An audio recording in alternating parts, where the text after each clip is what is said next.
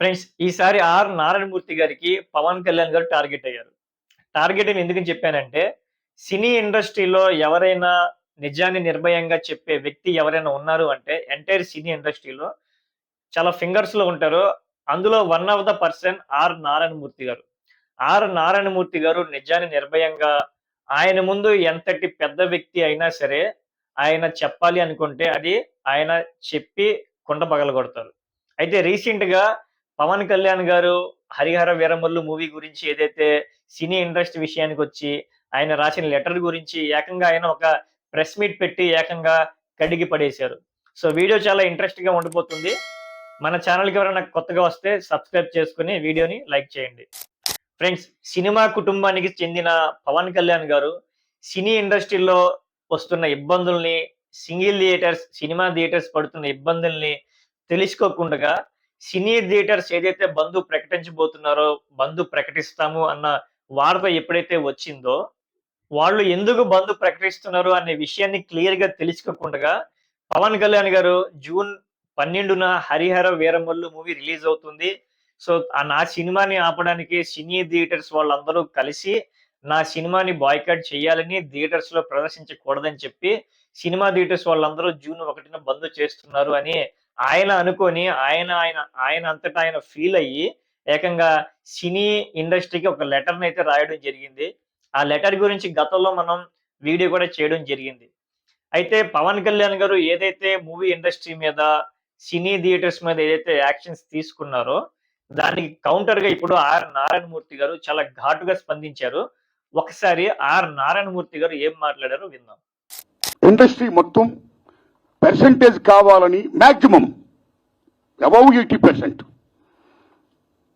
అనే ఇష్యూ మీద చర్చలు జరుపుతూ both producer council and film chamber అనేక చర్చలు జరుపుతూ కొనసాగిస్తున్న దశలో ఎప్పుడు చర్చలు ఫలప్రదం అవుతాయా, ఎప్పుడు సినిమా ఇండస్ట్రీలో పర్సంటేజ్ సిస్టమ్ వస్తుందా అని ఎదురు చూస్తున్న నాలాంటి సగటు నిర్మాతలందరికీ కూడా తీరని విఘాతం జరిగింది. ఈ మధ్య రీసెంట్గా ఒక విషయం ఏంటంటే, హరిహర వీరమల్లు అనే సినిమాని ఆపడం కోసమే జూన్ 1 నుంచి బంద్ ప్రకటిస్తున్నారు పర్సంటేజ్ కానీ ఇవ్వకపోతే అనే మాట రావడం అనేది చాలా దుర్మార్గం.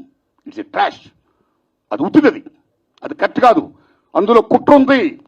ఆ కుట్రదారులు ఎవరు తెలుసుకోవాలి అని స్వయంగా పవన్ కళ్యాణ్ గారు ఆఫీస్ నుంచి రావడం అనేది, స్వయంగా సినిమాటోగ్రఫీ మంత్రి దుర్గేష్ గారు మాట్లాడడం అనేది కరెక్ట్ కాదు. ఎందుకంటే మిత్రులారా, ప్రొడ్యూసర్ కౌన్సిల్ కానీ ఫిల్మ్ ఛాంబర్ కానీ అవి సినిమా పరిశ్రమ పాలనా సంస్థలు. ఆ రెండు సంస్థలు కూడా బంద్ ప్రకటిస్తామని ఇప్పుడు చెప్పాలా. డిసిషన్స్ ఆర్ గోయింగ్ ఆన్ అని చెప్పారు వాళ్ళు. దట్ ఇంకో విషయం చెప్తున్నా మీకు, బంద్ అనేది ప్రజాస్వామ్యంలో ఒక బ్రహ్మాస్త్రం. ఎవరైనా బంద్ ప్రకటించే ముందు సినిమా ఇండస్ట్రీలో అకార్డింగ్ టు నామ్స్ 3 వారాల ముందుగా తెలియపరచాలి. ఇదిగో పలానా ఇష్యూ మీద మేము ఫైట్ చేస్తున్నాం, అది ఇంకా కొలిక్కి రాలేదు కాబట్టి మేము బంద్ ప్రకటించబోతున్నాం అనే విషయాన్ని నిర్మాతలకు 3 వారాల ముందు తెలియపరచాలి. This is norms, it's a preamble. 3 వారాల ముందు తెలియపరిస్తే రిలీజ్ డేట్ ఎవరు తెచ్చుకున్నారో, మేము రిలీజ్ డేట్ ఇచ్చుకున్నామండి, ఇంకో 2 వారాలు మేము రిలీజ్ చేస్తున్నామండి అని ప్రిపేర్ అయిన నిర్మాతలను ఇబ్బంది పెట్టకుండా ఉండడం కోసమే 3 వారాల ముందు తెలియపరచాలి అకార్డింగ్ టు నామ్స్.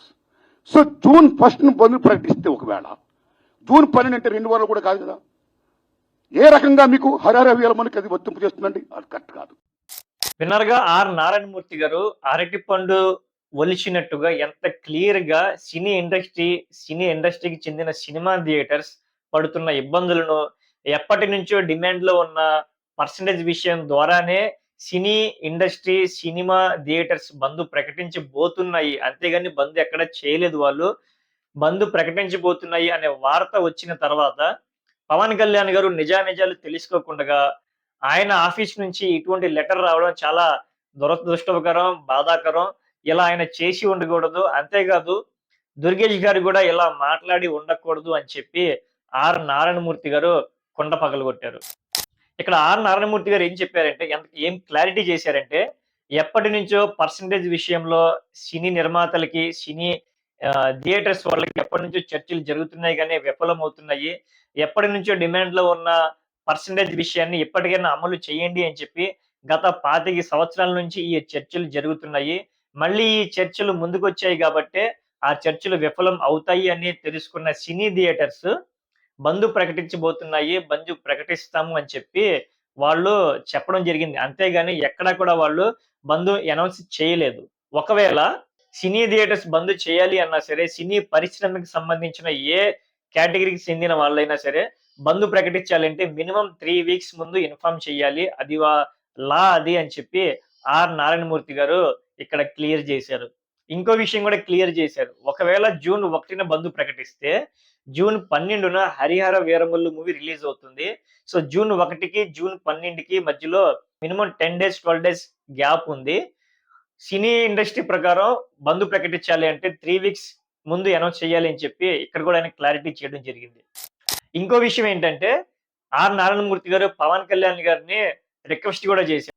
ఎప్పటినుంచో పర్సెంటేజ్ విషయం చర్చలు విఫలమవుతున్నాయి. మీరు అదృష్టవశాత్తు మీరు డిప్యూటీ సీఎం అయ్యారు తెలుగు పరిశ్రమ నుండి. మీరు దగ్గరుండి ఆ సినీ ఇండస్ట్రీకి సింగిల్ థియేటర్స్ పడుతున్న ఇబ్బందులు, పర్సెంటేజ్ విషయాన్ని మీరు చర్చలు చేసి దాన్ని విజయవంతం చేయండి అని చెప్పి రిక్వెస్ట్ కూడా చేయడం జరిగింది. మరి పవన్ కళ్యాణ్ గారికి ఎంత ఫేమ్, ఇంత అభివృద్ధి తెచ్చిన సినీ ఇండస్ట్రీకి చెందిన సినీ థియేటర్స్‌కి పవన్ కళ్యాణ్ గారు ఏ విధంగా సహాయపడతారు అనేది will wait and see. Friends, క్లియర్‌గా విన్నారుగా నారాయణమూర్తి గారు ఏం చెప్పారో. మరి మీ అభిప్రాయాన్ని కామెంట్స్ ద్వారా తెలియజేయండి. Thank you.